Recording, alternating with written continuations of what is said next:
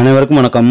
இன்னைக்கு வீடியோவில் ஐசர் கம்பெனியிலேருந்து புதுசாக ஒரு 3 டன் மற்றும் 3.5 டன் 2 வேரியண்ட்டில் வண்டியை லான்ச் பண்ணியிருக்காங்க.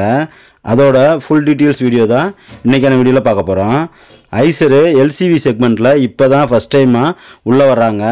அவங்க வரும்போதே மார்க்கெட்டில் இருக்கிற தோஸ்து, பொலிரோ, டாட்டா இந்த வண்டியில் இருக்கிற குறை நிறைகளை கள ஆய்வு செஞ்சு அந்த வண்டியில் இருக்கிற குறைகள் எதுவும் இந்த ஐசர் ப்ரோ எக்ஸ் டீசல் வண்டியில் இருக்கக்கூடாது அப்படிங்கிறதுல ரொம்ப கான்ஃபிடெண்ட்டாக முடிவு பண்ணி வண்டியை தயார் பண்ணி சேலுக்கு கொண்டு வந்திருக்காங்க.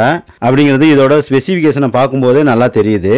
அதை பற்றி ஃபுல்லாக தெரிஞ்சுக்குவோம். சோசெட்டு, பம்பரு எல்லாமே ஸ்டீல் தகவலில் தான் டிசைன் பண்ணியிருக்காங்க. ஃப்ரண்ட்டில் இந்த ஹெட்லைட்டோட டிசைனுமே பார்க்க லுக் வைஸ் நல்லாயிருக்கு. கீழே பம்பரில் ஃபாக் லாம்பு கம்பெனி ஃபிட்டோட வருது. சரி, என்ஜினை பற்றி தெரிஞ்சுக்குவோம். என்ஜினை பொறுத்த வரைக்கும் பார்த்தீங்க அப்படின்னா 2 லிட்டர் கொண்ட 4 சிலிண்டர் உள்ள BS6 diesel engine turbo charged inter cooler engine கொடுத்துருக்காங்க. இதோட ஹெச்பி பார்த்தோம்னா 80 ஹெச்பி அட் 3200 RPM வரைக்கும் ப்ரொடியூஸ் பண்ணும் குறிப்பிடுறாங்க. இதோட டார்க் பார்த்தோம்னா 230 நியூட்டன் மீட்டர்லேருந்து 1250 நியூட்டன் வரைக்கும் 3200 RPM வரைக்கும் இதோட லோடு இழுக்கும் திறனை வெளிப்படுத்தும் அப்படின்னு குறிப்பிடுறாங்க. இந்த வண்டிக்கு டெஃபைல் மெயின்டெனன்ஸ் சொல்ல இல்லை என்பது ரொம்ப ரொம்ப நல்ல விஷயம். ஆனால் BS6 நாம்ஸ்க்காக LNTன்னு சொல்லக்கூடிய லீனாக்ஸ் ட்ராப் டெக்னாலஜி உள்ள கொடுத்துருக்காங்க. அதனால் நாமளே சில நேரங்களில் மேனுவல் ரீஜென்ரேஷன் பண்ணிக்கணும் அப்படிங்கிறத தெரிஞ்சுக்குங்க. இந்த வண்டியோட கிளச்சு பார்த்தோம்னா 260 மில்லிமீட்டர் டயா உள்ள single plate dry friction type clutch கொடுத்துருக்காங்க. 5 ஃபார்வர்டு கியரும் ஒரு ரிவர்ஸ் கியரும் உள்ள manual gear transmission gear box கொடுத்துருக்காங்க. இதோட கிளச் ஆப்ரேட்டிங் பார்த்தீங்க அப்படின்னா கேபிள் டைப் ஆப்ரேட்டிங் தான் கொடுத்துருக்காங்க.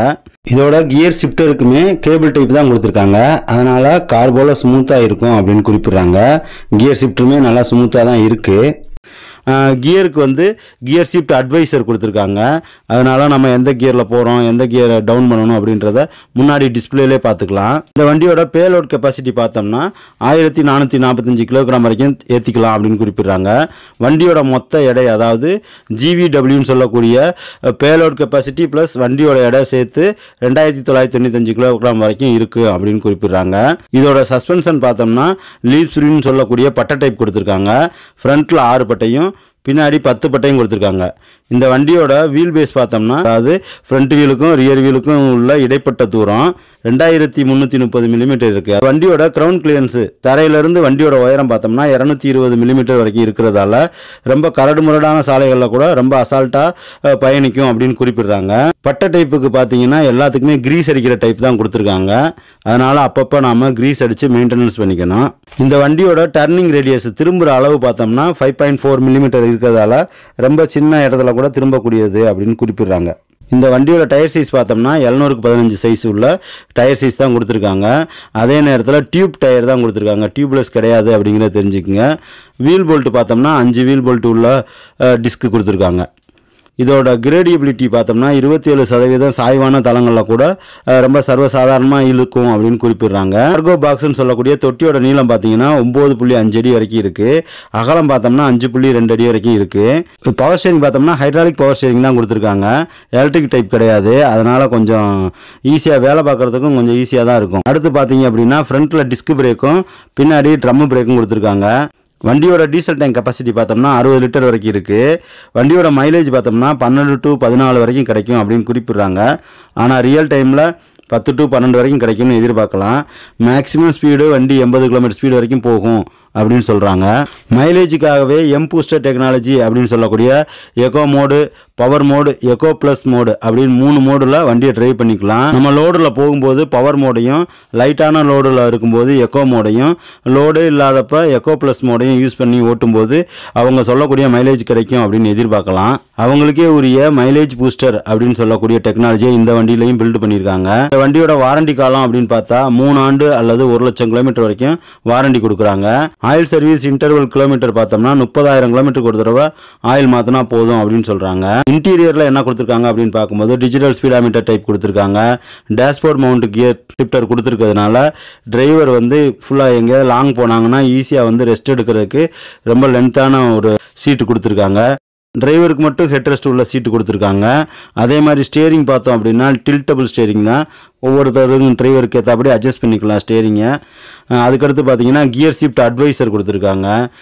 இன்பில்ட்டாக கம்பெனியோடைய மியூசிக் சிஸ்டம் கொடுக்குறாங்க. டிரைவருக்கு மட்டும் ஹெட் ரெஸ்ட்டுடன் கூடிய சீட்டு கொடுத்துருக்காங்க. டிரைவர் ப்ளஸ் 2 பேர் போகக்கூடிய அளவுக்கு கேபினை டிசைன் பண்ணியிருக்காங்க. இது மொத்தம் 3 கலரில் வருது, ஒயிட்டு, ப்ளூ, ப்ரௌன் அப்படின்னு. விலையை பொறுத்த வரைக்கும் 9.5 லட்ச ரூபாயிலிருந்து 10.5 லட்ச ரூபா வரைக்கும் வருது. விலையை பொறுத்த வரைக்கும் மாறுதலுக்கு உட்பட்டது அப்படிங்கிறத தெரிஞ்சுக்குங்க.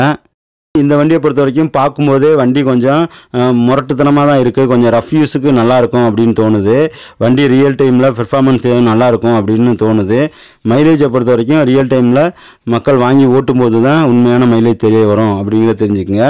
இந்த வண்டியை பொறுத்த வரைக்கும் வாங்கலாமா வேணாமா அப்படின்னு கேட்டிங்கன்னா தாராளமாக வாங்கலாம். யாருக்கெல்லாம் முக்கியமாக செட் ஆகும் அப்படின்னு பார்த்தீங்கன்னா, இந்த அதிகமாக டன்னேஜ் போட்டு ஓட்டுவாங்கள்ல, சிமெண்ட் கடை வண்டி, அதுக்கப்புறம் பார்த்தீங்கன்னா gas cylinder, parcel and courier service வச்சுருக்கவங்களுக்கு, இந்த ஃப்ரூட்டு வெஜிடபிள்லாம் ஏற்றிட்டு போகிறாங்களா அவங்களுக்கு, அப்புறம் எஃப்எம்சிசி அப்படின்னு சொல்லக்கூடிய ஃபுட் ஐட்டம் டெலிவரி பண்ணுறாங்களா அவங்களுக்கு, அப்புறம் பால் வண்டி, அப்புறம் ஃபிஷ் ஒரு இடத்துலேருந்து இன்னொரு இடத்துக்கு கொண்டு போகிறாங்களா அவங்களுக்கு, அப்புறம் கடைக்கு இந்த கலரு பீவரேஜஸ்ன்னு சொல்லக்கூடிய கலரு இதுக்கெல்லாம் சப்ளை பண்ணுறாங்களா அவங்களுக்கு, டன்னேஜ் போட்டு ஓட்டுறவங்களுக்கு இந்த வண்டி கொஞ்சம் பெர்ஃபெக்டாக செட் ஆகும்.